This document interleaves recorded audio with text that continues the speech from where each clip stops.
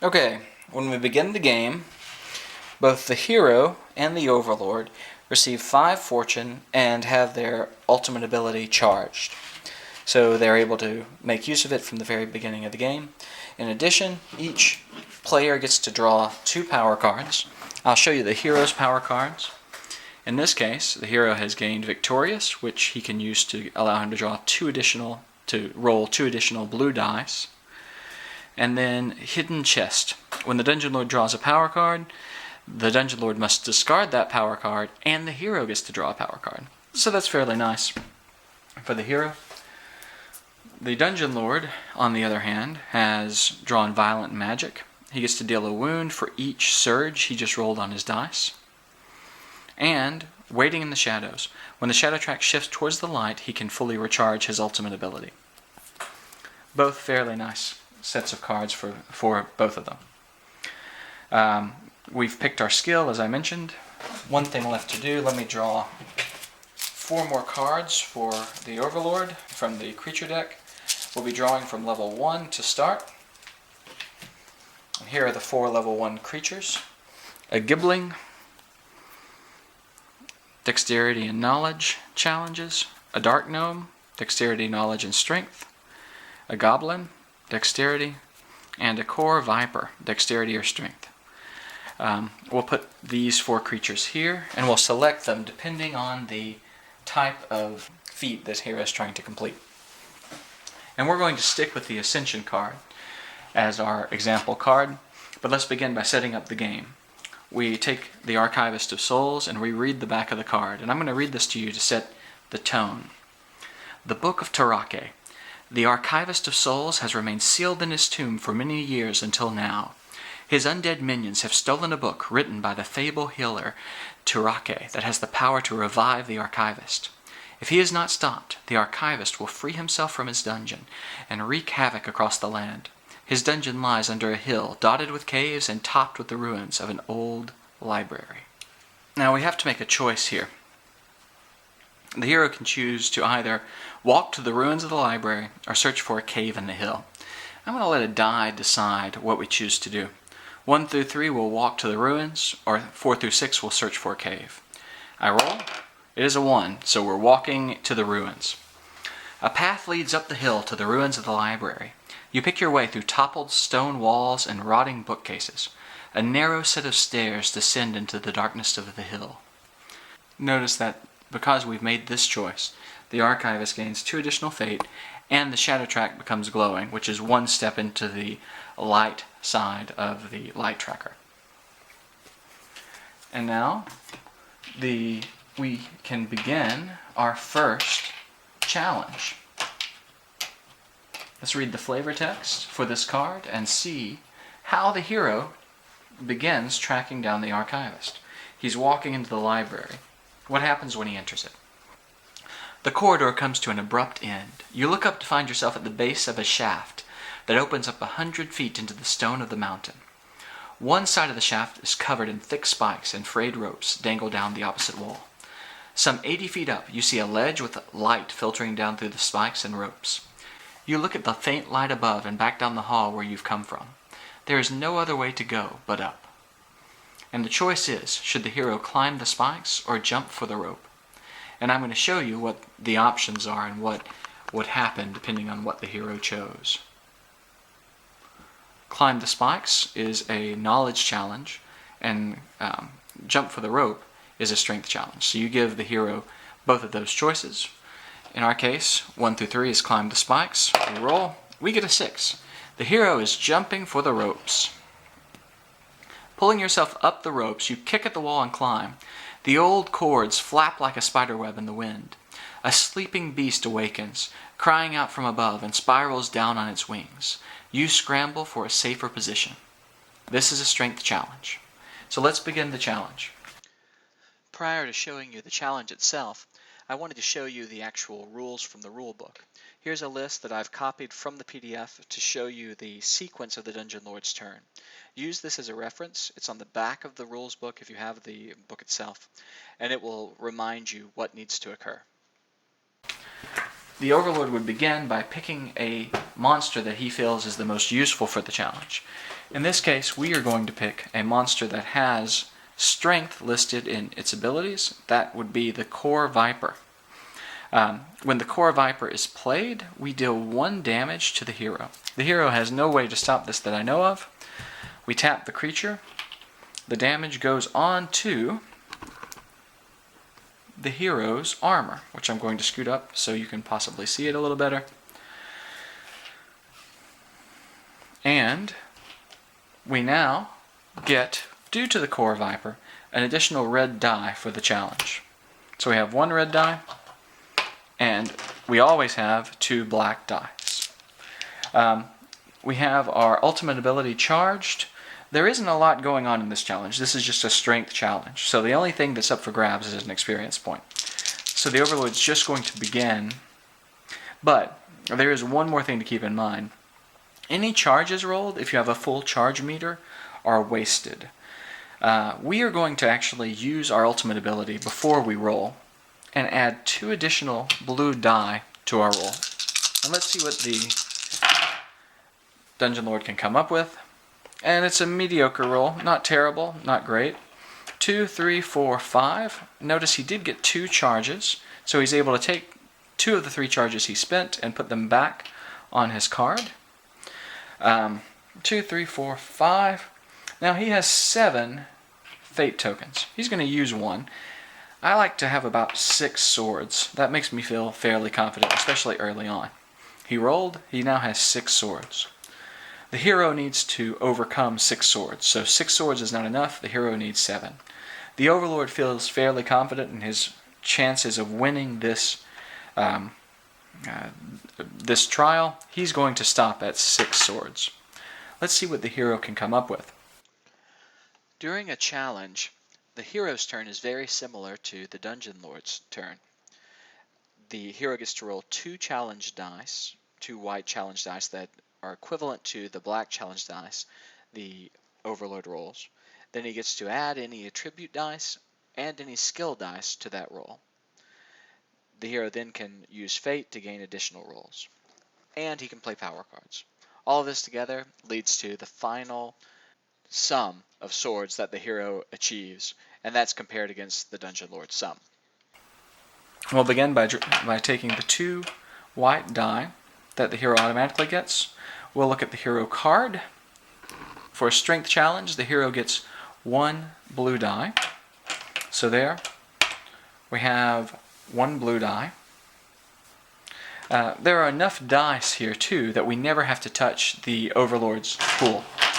So, we'll continue to draw dice if we can. Raynick, knowing that his ultimate ability might also come in useful, will use it. That gives us 2 more blue die. And is there anything else he can do here? He's going to use his long knife to gain additional blue die. Notice that he tapped it, so it can't be used in another challenge unless something untaps it. It only untaps at the beginning of the next story card otherwise. So we roll, we need a 7 or better. That is a fairly miserable, not terrible, but not what he was looking for. 2, 3, 4, 5. 5 to the Overlord's 6. He did get a damage, so the Core Viper will take 1 damage token. The Core Viper has 2 hit points, shown here. So the Core Viper is still alive. However, the Overlord used the long knife. He gets to gain 1 additional fate because he damaged the Core Viper. He needs 2 more swords to win. He could do it. He's going to try. He takes 1 fate, and he's going to roll 1 blue die. He got nothing. So I'm about to make a fairly large mistake here, and this involves fortune tokens. I had originally played where the hero, after rolling all of his other dice, could decide whether or not he wanted to roll a fortune token. He would roll 1, he would see what the results were, and then he could choose whether he wanted to roll a second fortune die. This is incorrect. The hero must decide at the end of his initial roll whether he wants to roll 0, 1, or 2 fortune dice. Keep this in mind, and please don't let me screw up your playthrough. Thanks. That means that unless he comes up with an additional way to win, he cannot win this challenge. He's going to accept that, since it's a strength challenge, and allow the Dungeon Lord to win, because he doesn't want to use more of his fate, and he doesn't want to waste any more items this turn. He did manage to damage the Viper, which is important. Also, since we're in the light, he's going to be able to discard one of his reward tokens and see what else he can get. I've included a screenshot of the final challenge summary here, and you can look at it closely, but it's much more easily readable on the rules PDF that you can download from the Fallen website through Watchtower Games. I'm going to go through and talk about each of these points as I play the game. I just wanted you to be able to visualize it. If you have any additional questions, know that the developers are reading the forums and Board Game Geek. Please leave questions below, and either I'll try to answer it or they'll answer it for us. So let's begin by giving the Dungeon Lord 1 experience point. The Dungeon Lord then gets to draw 2 treasure tokens. Let's make sure we don't see them before we draw. I'd almost want to put these in a baggie if I were to take the time. The Dungeon Lord has gotten a very good draw. Here's an omen or a treasure card. Almost always it's best to pick the omen. That's what the Dungeon Lord's going to pick. This gets discarded. The Dungeon Lord gets to draw 1 omen from the top of the deck. It's disenchant. Before a creature is activated, discard a treasure card in play and replace it with a basic equipment. That does not sound great for the hero, but it's not useful for the Overlord immediately. And unfortunately, it's also not something that we really want to keep necessarily for a long time, because the Overlord can only have a hand size of 3. We're going to need to start playing some cards soon. Alright, the Overlord gives the hero this other token. He can either use this token or take a second token that he draws. It's 2 light shifts.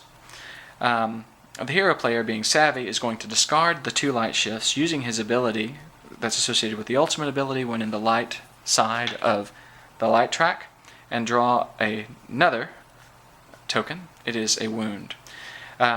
So basically he could destroy the core Viper and gain an experience point right now. We like experience points, but we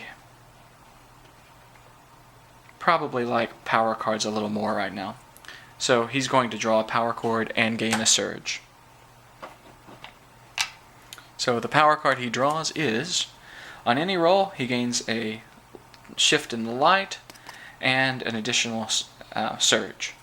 So we need to remember we have these cards and continue playing. So we jumped for the rope.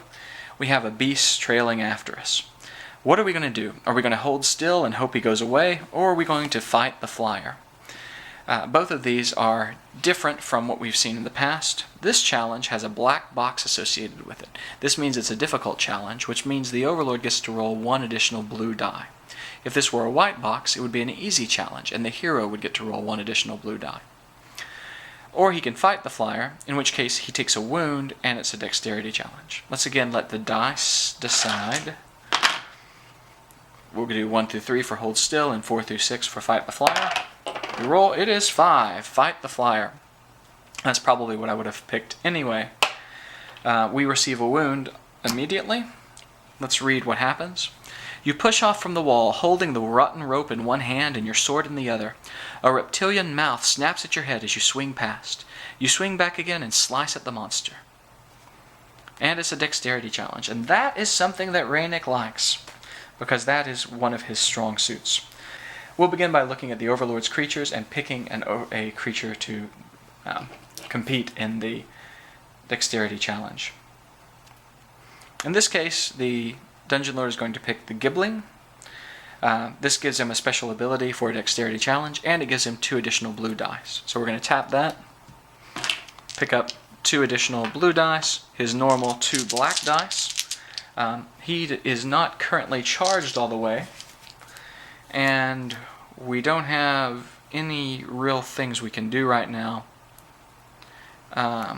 So we're going to begin by just rolling.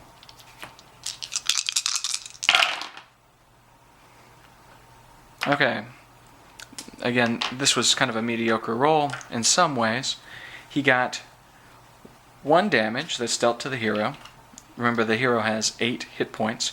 If the hero takes 8, The wounds are discarded, but the hero takes one of these cards, which, as you can tell from the image, are not good for the hero. He has an additional wound, or he can take a surge. He's going to take a surge, because then he can use his ultimate ability, which he may do.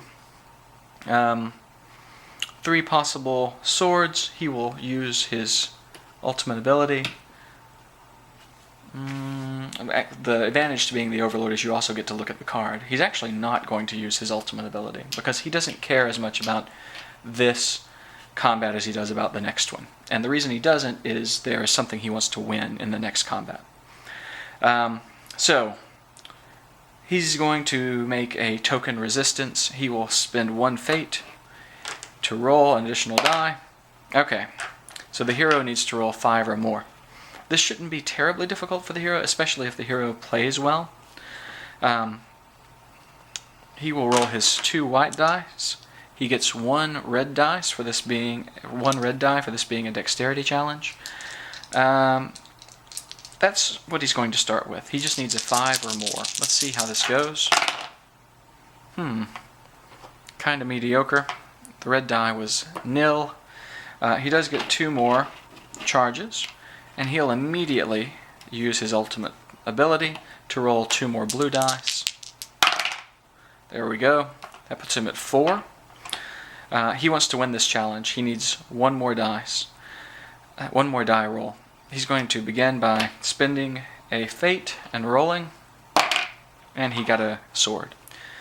The hero has won the challenge. The hero gets to take an experience point.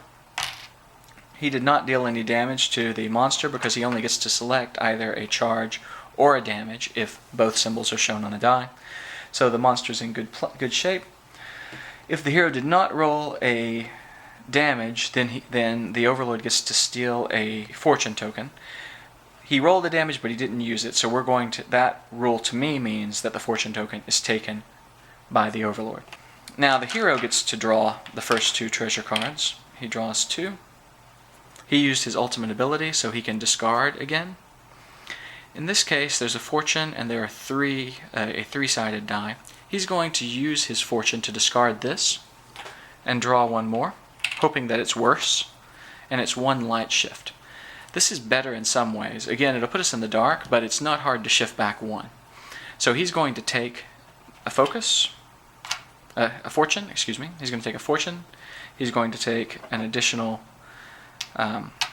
charge on his ultimate ability, and he gets to draw another power card, which is unfortunate because he's going to have to discard. We are not using our power cards like we should be. He draws. On the hero's roll, he can steal a fortune. That's not a very good card. We're going to discard that one. We'll have to use our ability cards on the next turn. The Dungeon Lord gets to draw 1. He prefers a shift and a power card to just a shift, so we go from glowing to clouded. He draws a power card, and he has to discard 1 as well. He's going to discard Waiting in the Shadows. He drew a card called Torment that forces the hero to lose a lot of good stuff, and we're going to play that early on in the next round. So let's continue. The hero has chosen Fight the Flyer. He won an experience point for doing that. Let's see what happens now. Drop down the shaft. You swing past the beast again and chop into its chest with a satisfying crunch. As the creature howls in pain, you lose your grip and fall. You plummet down the shaft while grasping desperately at the old ropes. Note that, in this case, the hero didn't get a choice. He fought the flyer. The only thing that can happen is he drops down the shaft. And this particular challenge is for an omen card. So you get to see what an omen card challenge is like. It's very similar to a treasure challenge, which will be coming up on the next set. But this is a difficult dexterity roll. Still, this is better for the hero than other possible outcomes. So let's begin and see what happens. The Dungeon Lord is going to begin by playing Torment. The hero loses 2 fate. Notice to play Torment, it costs the Overlord 2 as well. The hero loses a surge. and the hero must discard a random power card. So to do that, we're going to take the hero's hand and mix it up and pick one at random. And we're hoping that the hero gets to keep the one that has 2 additional blue dice on it, because the hero wants to win this challenge. We draw, and it is. When the Dungeon Lord draws a power card, you can discard the power card. You can force the Dungeon Lord to discard the power card, and you may draw a power card. We should have used that last turn. It's difficult, though, and we're playing multiple characters. Forgive the poor playing choices. The Dungeon Lord will now perform his role. He wants to pick another dexterity-based guy, and so he's going to pick the Dark Gnome. This character has this skill called the cost of trap power cards are reduced by 1. You can look at the top of your card to see if your card's a trap power. I do not have one currently, so this does not help me, but the Dark Gnome does have a red die that we can roll. And that's what we will begin doing. Red and 2 black. The Dungeon Lord will also use his ultimate ability because it is charged all the way. And he wants to humiliate the hero on this roll. Now we're not quite done because remember, this is a difficult challenge. So the Overlord gets 1 more blue die. Let's see what happens. It's not a bad roll. 2, 3, 4, 5, 6, which, as I said, 6 is about where I want to land to make things difficult. He also deals 1 wound to the hero, so another wound goes on the hero's card. And just to be ornery, the Overlord will pay 1 additional fate and try to roll 1 more sword, and he does. The hero will need to get 8 to win this one. So the hero needs to assess what he wants to do. On the Dungeon Lord's roll, he's going to go ahead and play Triumph. No, he's not. He's not going to play it because he wants to have those 2 fate tokens to help him on this roll. So let's move these dice out of the way. We'll move those dice out of the way, and we'll begin by seeing if the hero can get anywhere near that number of swords. Raynick's ultimate ability is not charged right now, so he cannot use it. Let's have him roll. 2, 3, 4. Without that ultimate ability, this is going to be a hard one for Raynick to win. He has the Hunter's Cloak, which gives him an additional blue die, but he doesn't really need that right now. Con Artist doesn't help him because that's for a knowledge roll.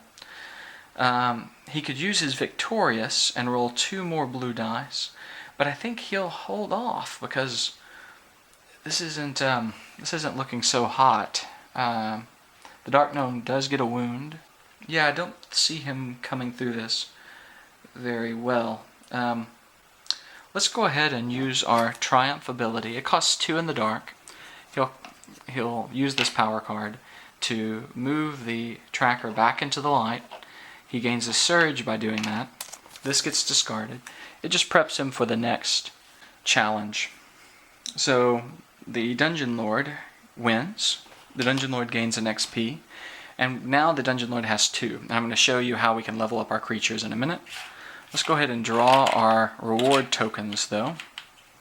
We drew 2. It's a wound or a surge and a power card. The Dungeon Lord has 2 cards right now, so he can use the power card. He'll take the surge and the power card. He gets this. This is really good because the hero's armor is pretty low right now. When the hero's armor is breached, claim an omen card. So that gets discarded. The hero draws another. Okay. This gives him a fortune. He'll take the fortune. Actually, in this case, the hero is going to take the damage. And the reason he's going to take the damage is I'm going to show you how to destroy a monster. The monster took 1 damage. This was, again, the Dark Gnome. During the roll, he will now take an additional damage. This will be enough to defeat the Dark Gnome. If it were in combat, the Dark Gnome's power listed here would go away. However, it's inconsequential at this point. That being said, the creature's turned over, and at the end of the round, the Overlord puts that at the bottom of his deck and gets to draw an additional card. The hero gains 1 XP for defeating that monster, and we continue on. So the Overlord will draw a new creature. That creature comes out. This is it. It comes into play tapped, the Crystalline Horror. It cannot be used this turn. The Dungeon Lord is also going to use his 2 experience points to level up one of his creatures. And he's going to begin by leveling up his Goblin, which has not been used yet, in the hopes that he'll get to use a level 2 creature this turn. So the Goblin goes into the bottom of the level 1 deck. We pull the top of the level 2, and it's a Quilled Darter. Really useful in a Dexterity and a Strength challenge. And we'll talk about that when the challenge comes up. These 2 XP are discarded. And we move on to the next challenge, which the hero gets to pick. The hero can choose to climb up towards the light or duck down a side shaft. Interestingly, neither of these have different outcomes, but we're going to try to see what the hero picks. A 2, he chooses to climb up towards the light. You ignore the hissing and the beating wings and carefully make your way up the shaft. The safety of the light above is all that matters. This is one of the first errors I've seen in this card. All the matters. But that's okay. So, this is a knowledge challenge. The Overlord looks at his cards to see if there's anything he can do. Not right now. He is going to instead take his creature, his creature special ability, which would have allowed him to re-roll 1 blue dice, does not come into effect because the creature does not have knowledge as an option. But the creature is still tapped, and we still get to use the dice, the red and blue dice listed here. So the Overlord takes them. His ultimate ability is not charged all the way, so he cannot use it right now. He rolls, and he gets 2 swords and 2 charges. First thing, the Dungeon Lord is going to play this. Deal 1 damage for each surge you rolled. That deals 2 more damage to the hero. And the power card is discarded. He gained 2 surges, which means that his surge is powered. His ultimate ability is powered all the way up. This is not a very good roll for him. He's going to begin by using 2 fate, because all your fate disappear at the end of the encounter, and this is the last encounter. The last encounter on this card. To roll 2 more blue dice. Nothing. In this case, it's probably best for the Dungeon Lord to cut and run. He could get 4 if he uses his ultimate ability. But I'm not sure that it's worth it. What the hey. Let's take off these 3 and just see what he does. He's at 3 total. That was one of the worst rolls I've ever seen. Okay. The hero will come in and try to knock this out of the park, because this will allow him to receive a new ability, or perhaps upgrade his current ability to level 2. So he gets his 2 white. He doesn't have a knowledge score, but he does have Con Artist, which gives him an additional knowledge here. He may play his victorious role, his victorious power card, because he wants to win this. So he rolls, and he gets 2, 3, 4. That is enough to defeat the Overlord's roll. He gets to deal 1 damage, which goes on the Quilled Darter.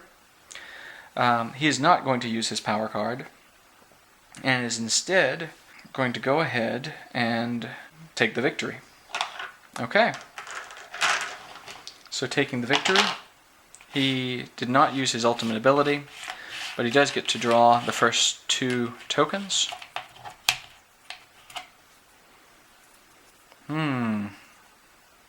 He gets an experience as well for winning it.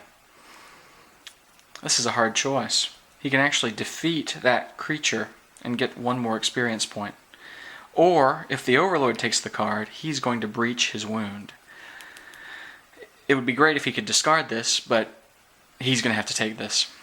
So he deals 2 damage to the Quilled Darter, which destroys the Quilled Darter. This is a level 2 creature, so Raynick gets 2 additional experience points. That's it for his turn. The Overlord draws another card, another token, they're identical. He gets 1 fortune, which is not going to matter, and he gets another power card, which will matter. When our creature is killed, gain 2 surges. But he can't use it this turn because the creature has already died. The creature gets put into the bottom of the deck. At the end of the turn, another one is drawn, and it's tapped. Note that all 4 creatures are, I'll show you, all 4 creatures have been used and are tapped. They all become untapped at the end of the turn. And now, the hero gets to, we get to read the end of the card, which tells us how the card ended. There were 3 choices that could have been made based on the tracker here. We climbed away from the monster. As you reach the ledge above, the beast bites onto your leg. You claw at the stones as you are pulled back down the shaft. With a strong kick, your leg is free and you are safe. And we get 2 experience points for that. If we had chosen duck, we would have only gotten 1 experience point. So, we take the 2, and now we have allowed the Dungeon Lord to level up. Let's allow Raynick to level up. He's going to use 5 experience points, and he's going to take the 2nd level of Con Artist. And he still has 2 experience points to play with next turn. That's really nice. This gives him an additional die on a strength check. So we've just played through an entire story card, and you get the general idea of how it works. There's one other thing we need to do. I forgot to mention that the 2 things we forgot to do is that we forgot to draw the Overlord's additional Omen card when he won this challenge, and we forgot to draw the hero's treasure card when he won that challenge. So if a hero wins the challenge, which both of them did, they get to draw the top 2 Omen cards and pick the one they want to keep. This is great. When you claim Energy Leech does not go in your hand. It binds to his character card. He gains a surge, and when any ultimate ability is used, he gets to gain an additional fortune token. So that will help him throughout the game, and he will take that. Transmutation is discarded. If the Dungeon Lord had lost that challenge, those 2 cards would have been mixed, and one would have been randomly given to the Dungeon Lord. Let's go ahead and do the treasure cards. We draw the top 2. Interesting. So these are both sort of healing-based items. The Citadel Shield is worth 10 armor as opposed to 8, and when it comes into play, we take away 2 wounds. The Amulet of Recovery gives our hero a surge, and we can discard 1 wound from our armor. We're going to take the Citadel Shield, and the reason we're doing that is that Amulet of Recovery is to be used basically 3 total times. The Citadel Shield, though, increases the total health and removes 2 damage, so we just feel like that's a better deal. We take away 2 wounds. Our cloak goes away. Our Citadel Shield is put into place. This armor is discarded. The other treasure card is discarded, and we now have a better treasure card. Let's go ahead and talk about how we begin the next quest, the next story card. All of the items that have been tapped become untapped. Each hero is set to 5 fortune. So if they had more, they lose some of it. If they had less, they gain up to 5. Ultimate ability does not recharge, and I don't believe power cards are drawn. The way we played it is power cards are drawn at the beginning of the story section, so during the first card, and then at the beginning of the final battle with the Dungeon Lord. We would then begin the 2nd card, and we would play through the 2nd and the 3rd card. I'm going to set this up so that it's further along in the game, and then I'm going to show you a little bit of how to play against the Dungeon Lord in the final battle. I've reset the board for the final battle. I did this based on the experience I had playing with some of my other friends. I've been a little generous for both the Overlord and the hero. Depending on how things go, things can go a little better or a little worse. But I've given the Overlord 2 additional level 3 creatures. The Chimera, shown here, and the Hydra, shown here. One of the other things I wanted to do is draw a wound card and put it on the hero. In this case, Cursed. The Shadow Tracker moves toward the dark. Each time the hero plays a power card while the Shadow Tracker is in the dark, the hero loses 1 surge. So we're going to go ahead and put the Shadow Tracker at Clouded, and that stays with the hero. There are worse cards in the deck, but we're not going to see those right now. And now we will begin by, we've given each of both the Archivist of Souls and the hero 5 fortune tokens. Both of their ultimate abilities have been set to 1. I've put 6 wounds on the Citadel and 3 wounds scattered across creatures over there. The hero has gained some additional powers. He's now a level 3 con artist, so this cost him 7 experience. He's also gained the 2 lower levels of Thief and Assassin. So he's going to be rolling pretty hefty when it comes his turn. So let's begin by showing how the final battle starts. Here's the final battle deck. On top of it is the specific card for the Archivist of Souls. The hero begins by reading this. The final battle begins. I reached the ancient library of the Archivist.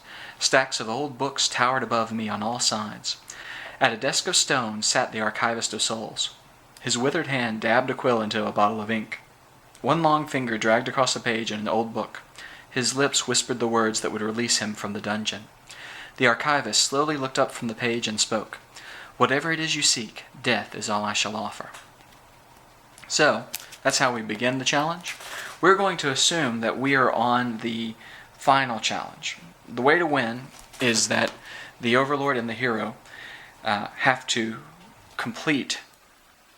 win 3 of these challenge cards. We're going to give the hero 2 and the Dungeon Lord 2. So that means for the final battle, when we turn this up, that's going to be what they have to do to win. And it is a difficult dexterity challenge. Dexterity is one of Rannick's best abilities, but it's difficult. Let's read the card and see what happens. This will decide the fate of the game. With practiced hands, flames and darkness come to life. He whipped a lash of fire that burned into the stone floor. Tendrils of flame cut through the air towards me. The hero gets to draw a power card. He has 3 right now, so he's going to have to discard 1, same as always. But he knows this is the last turn, so he will get rid of things he doesn't like. And that's a nice one. Okay, he's going to play this one, or discard that one. If the hero's armor card has less than 5 armor damage on it, deal 3 damage. Fortunately, he has 3 damage on it, so he does not have to deal damage to himself. We put this card here, and that's what we're competing for. Before a creature is activated, the hero is going to play this. The difficulty of the current challenge is now easy, and the Dungeon Lord loses 1 fate. I do not think the Dungeon Lord has anything to prevent that. He does not. So, this gets discarded. The Dungeon Lord is going to play the Library of Souls. Any roll, you gain fate equal to the number of cards in the hero's hand. They're currently 2, so he gains 2. Note also, this is something I didn't point out before, these decks are somewhat specific to the particular Dungeon Lord. Here's the picture of the Archivist of Souls. In the Kickstarter edition, there are 6 different Dungeon Lords. So you have a large variety of things that can happen based on the personality, to some degree, of the Dungeon Lord. So this gets discarded. And now we begin our roll. So everything's untapped just because that's how we're going. we get to pick our best stuff. This is for a Dexterity roll. Both of our level 3 creatures have Dexterity. So he's going to play the Hydra. I didn't realize that when I put wounds on the Hydra, that would have an effect on his ability. The Hydra gains a number of extra dice, dependent on the number of wounds. Now, he does have 2 wounds on him, so he's only going to gain one extra red die. But that's still pretty good. 3 red die. That's all the red die that are available to the Dungeon Lord generally, though he could borrow one from the player if he needed to. He gets to roll his 2 black dice. Neither player has their ultimate ability charged, and I don't think there's a way for him to get his ultimate ability charged. So we'll just begin by rolling what we have. We tap our creature, and we roll. Oh, it's an easy challenge, so we don't get to roll an extra blue die. We roll. 1, 2, 3, 4, 5. 1 charge or 1 wound. A wound won't help us. A charge is unlikely to help us. We're still going to take it. Better than nothing. Also notice that we still had this cursed ability, so the hero actually, since he played a power card, he lost his surge. And that gives us 5 possible swords, which is not enough, and this is the last challenge. The Dungeon Lord is going to pay 2 more fate and roll 2 dice. That gives him 3, 4, 5, 6. It's not a very good roll for the final battle, but I think it's all the Dungeon Lord can do at this point. His cards aren't so great. He has a card that allows him, when a creature is dealt a wound by the hero, we can block and deal another damage. And he has Your Fate in Mine. When the hero receives 1 or more fate tokens from a power card, or any of a number of things, we can cancel 1, gain 2, and shift the light tracker.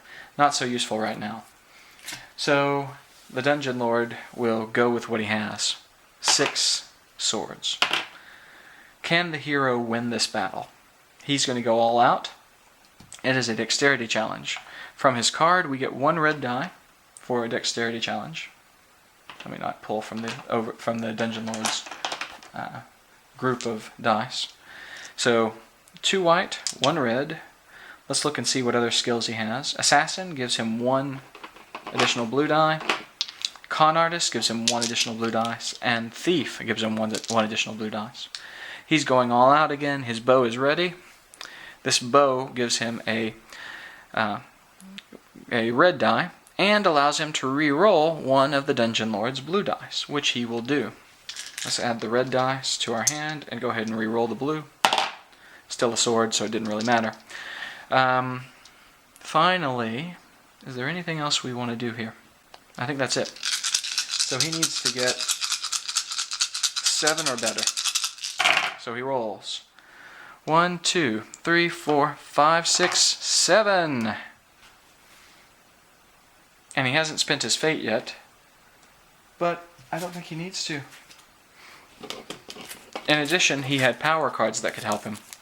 So this was a little anticlimactic and not as close as what we had seen in our previous battle, but the Dungeon Lord's cards weren't as good as they were in our previous battle. The hero has just won overall. What happens when the hero wins? Let me read you the conclusion to the battle, just so I don't leave you hanging. Conclusion. So you have, on the conclusion card, you have the Archivist wins or the hero wins. The Archivist stood over my body. Oops, excuse me. Let's not read that one. That's the one I got to read last night. Tonight we'll read the hero wins. The Archivist screamed and toppled backwards into a stack of books. His skin withered away to dust before scattering across the floor. I walked out of the ancient library, leaving my footprint behind in the dust. And there you have it. That's our playthrough of Fallen. I like this game a lot. I sometimes can't find a larger group of people to play with, and so finding one person is a little easier. I played this with my 6-year-old son. He understood most of the components of it, even though he's not a great reader yet. I was able to assist him with it, and he ended up winning, though I pulled my punches a little bit. and it was a very similar battle. Last night I played against David, who also posts on Playthrough Board Games, and we played Rainick and the Archivist of Souls. And the Archivist of Souls won by 1 sword. Both characters had received 2 final battle cards, and on the 5th final battle card, the Archivist won.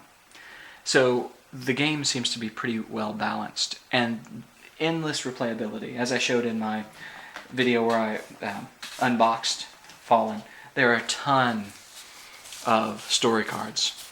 Each game lasts about 1.5 to 2 hours. Anyway, thank you for watching. I enjoyed this game. I hope you enjoyed watching it. If you did, please go out and support the publisher. They should be releasing the game just about now. Watchtower Games is their name. Thank you for watching, and we'll talk to you again soon.